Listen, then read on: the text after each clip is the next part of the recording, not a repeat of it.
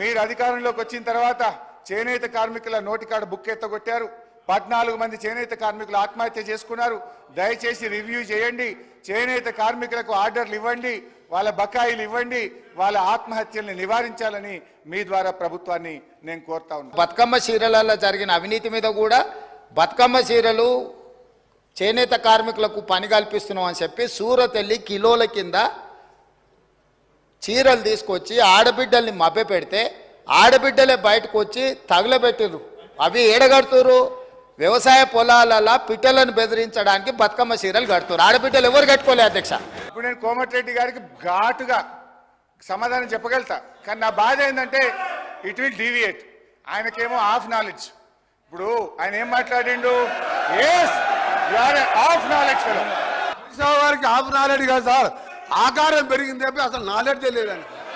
ఆకారం పెరిగింది, ఆయన నాలెడ్జ్ ఎక్కడ సార్? ఆయన ఒక డమ్మీ మినిస్టర్, ఆయన డమ్మీ అల్లుడు, ఆయనకు హాఫ్ నాలెడ్జ్ కాదు.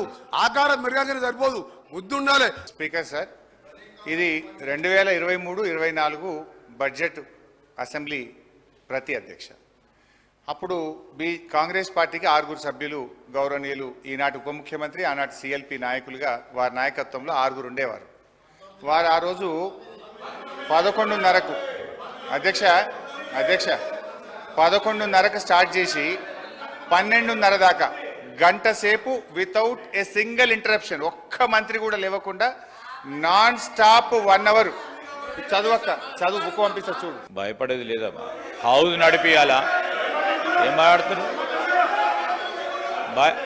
భయపడేది ఉంటే మేము సభను డెమోక్రటిక్గా నడిపియాలనే ఉద్దేశం మా ముఖ్యమంత్రి గారిది, మా ప్రభుత్వాన్ని స్పష్టంగా చెప్తా ఉన్నాం. ఎన్ని గంటలైనా మాట్లాడటానికి మేము సిద్ధంగా ఉన్నాం.